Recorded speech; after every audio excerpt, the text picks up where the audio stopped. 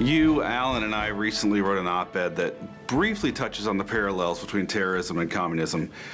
But we know there's similarities, but what's the difference in how we combat terrorism compared to how we combated communism?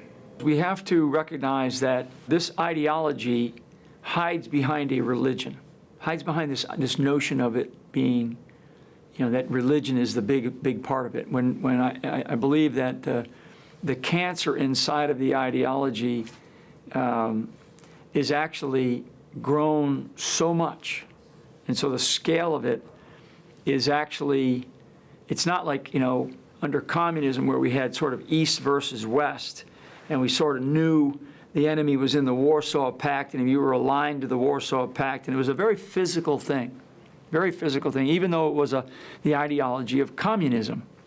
We still had to fight that ideology with our own belief system, our own ideology, our own idea of freedom and democracy and such. This ism, radical Islamism, actually there is no nice clean boundary of East versus West. Actually, this particular one is finding its way, as it says in some of the documents that we've captured, finding its way into the bloodstream of our own body. The body of the United States of America, the body of Europe, other places around the world that where Islamism did not exist, radical Islamism did not exist.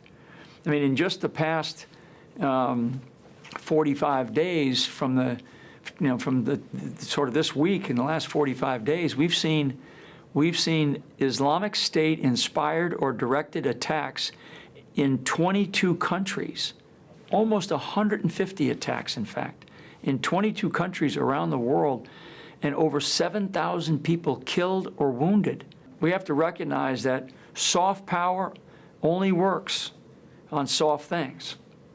And we need to recognize that there is a recognition of tough diplomacy. There is a recognition of power in the world that exists, in the reality that exists around the world today, especially as it relates to radical Islamism. And that's where we have to toughen ourselves. We're going to have the resolve to carry this thing through. And like I talk about in my book that we just published here recently, we talk about creating new 21st century alliances where we have to bring in the Arab world, who I know some of the leaders in the Arab world recognize that they have a problem. They have a problem. If they don't fix it, it's going to get worse, far worse than they can control. And that is where I begin to see very clearly the real potential for even greater conflict, instead of trying to put this fire down a little bit, to try to settle this problem down and contain it. Right now it's uncontained. It's spread. The disease has spread. The problem's getting worse. And we, the United States of America, we don't have a coherent strategy. We have a failed strategy.